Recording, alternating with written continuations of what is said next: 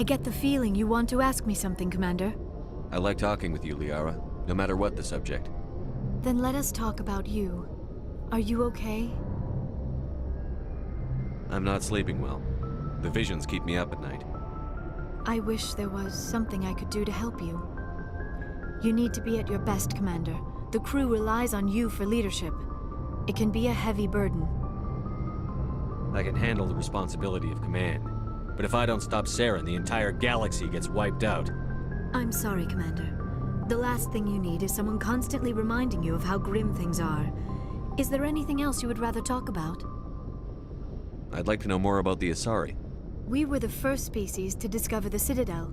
We were instrumental in forming the Council, and we always strive to be the voice of peaceful cooperation in galactic disputes. My people believe we are all part of a single galactic community. Each species contributes something to the greater whole. Although we seek to understand other species, it seems few of them seek to understand us. The galaxy is filled with rumors and misinformation about my people. Like what? Most of the inaccuracies are centered around our mating rituals. My species is monogendered. Male and female have no real meaning for us. We still require a partner to reproduce. This second parent, however, may be of any species and any gender. I don't understand. Your species can mate with anyone? Mating is not quite the proper term, not as you understand it.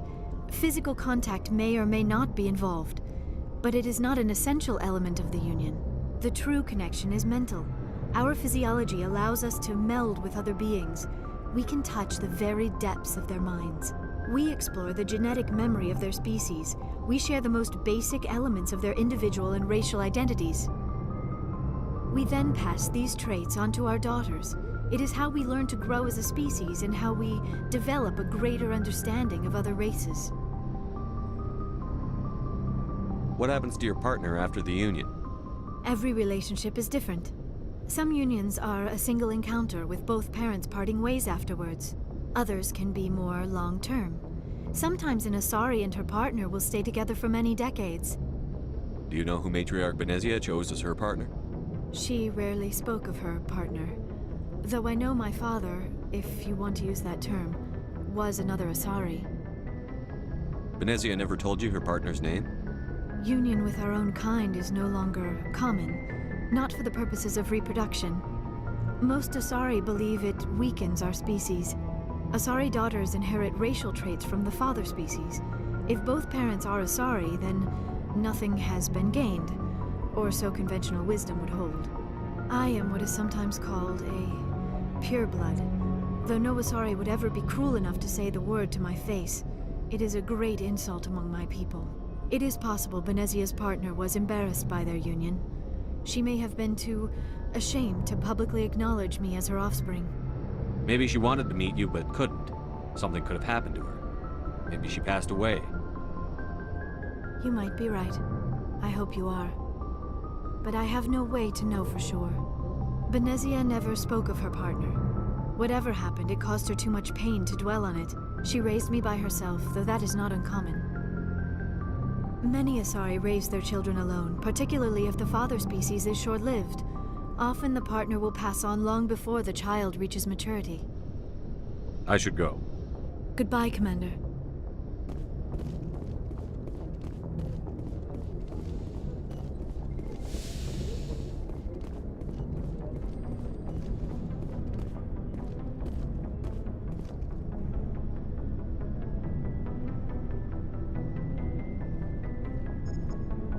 Anything you need, Commander? Just trying to get a sense of where the crew's at. Thoughts?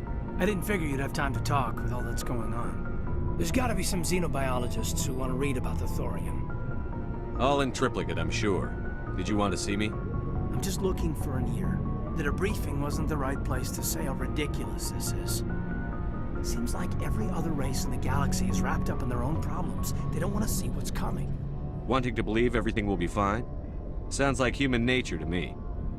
Yeah, I guess some things carry across species well enough. I should remember that after what happened with Vernus. Don't tell me you and Vernus hugged on graduation day. Before I met Vernus, I knew as much as any other civilian. Aliens were weird. Superior and tried to tell us what to do. I mean, it's only been 26 years since first contact. That's not a lot of time to understand them. But it was Vernus who made me see how human aliens are. They're not different or special. They're jerks and saints, just like us. Hell, by the time I got payback, I didn't even want it anymore. I don't see you snapping very easily. What finally did it? He hurt Rana. Broke her arm. She reached for a glass of water instead of pulling it biotically. She just wanted a drink without getting a nosebleed, you know? Like an idiot, I stood up. Didn't know what I was gonna do, just something. And Vernus lost it. Beat the crap out of me. Kept shouting how they should have bombed us back to the Stone Age. And that's when the knife came up. A military-issue talon, right in my face. I cut loose. Full biotic kick right in the teeth. Almost as strong as I can manage now. At 17, that's something. You wanted to help a girl you cared for. That's a noble thing. Maybe my intentions were noble, but I lost control. I killed him, Shepard. Snapped his neck. They probably could have saved him if they got him to an infirmary quick enough. But they didn't. Caused a stir when they shipped him home. Bot training was shut down. Kinetics folded a couple of years later. So, yeah, maybe I hated that Turian. I mean, if one ass was enough to judge a whole race, I'd hate humans too. A reasonable stance. Keep that level head and we'll do fine. Staying reasonable is about all we've got left. Everyone else in this galaxy seems to have gone out of their minds. Present company accepted, of course.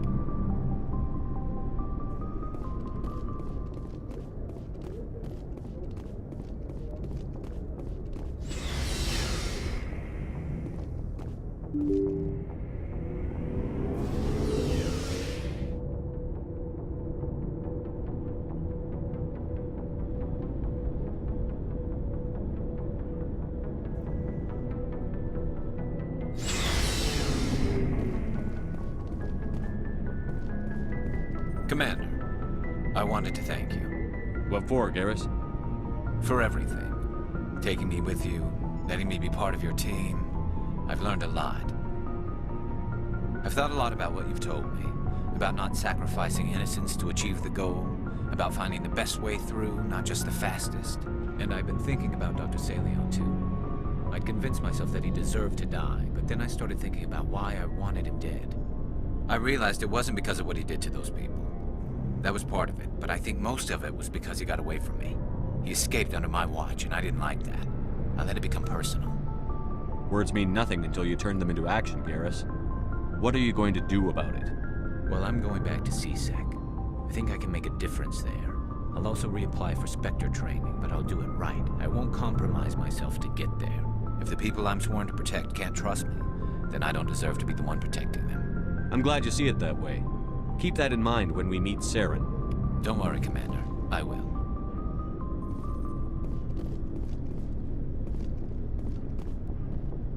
There's a reason for everything that happened, Shepard, even if you don't understand it at the time. Your assignment to Elysium, it put you in the right place at the right time. Your character made you rise to the occasion. And that got you here, commanding the finest tin can in the Alliance fleet. This is exactly where the galaxy needs you to be. No pressure. It's good to know where I stand with the galaxy. Where do I stand with you? About a meter away, maybe 1.2 meters. Sorry, I'll be serious. I need time to think. We've been focused on the mission.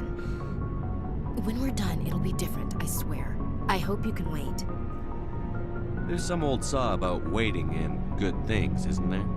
You are totally shameless. You need your own line of greeting cards. I'll warn you, though. I'm a Hellcat off the battlefield, too. Sleep tight, Shepard.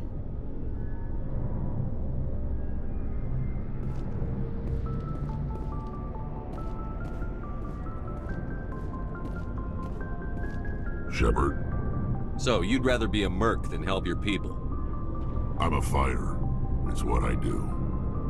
Aren't you at all worried about what will happen to the Krogan? What the hell do you want me to do about it, Shepard? I'm tired of sticking my ass on the line and getting nothing for it. So you decided to go your own way? I decided killing for credits was better than killing for a lost cause. I'm not like you, Shepard. I'm no hero.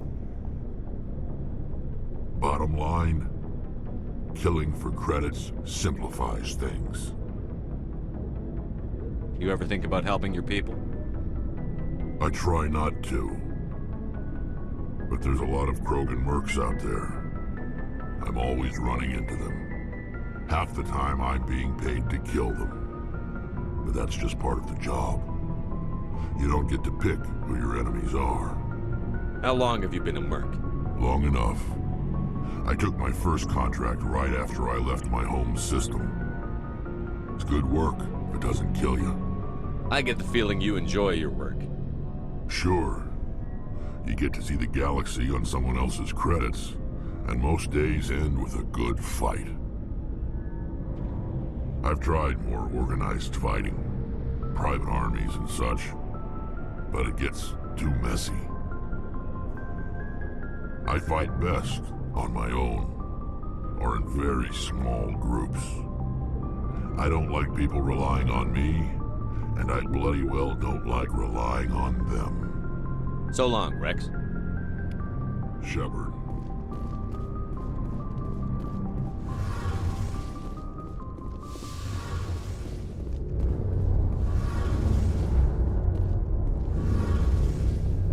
It feels like we're getting near the end, doesn't it, Shepard? With Saren, I mean. It won't be much longer. One way or another, it'll all be over soon. You'll find the conduit before he does. I know you will. You have to. And after this is all over, when my pilgrimage ends and I go back to my own people, I'll be proud to say I was a part of it. We couldn't have done this without you, Telly. You've been good to me. A lot of people treat Quarians like second-class citizens. They just want us to go back to our fleet and disappear. But you've treated me just like everyone else on your crew. Like an equal.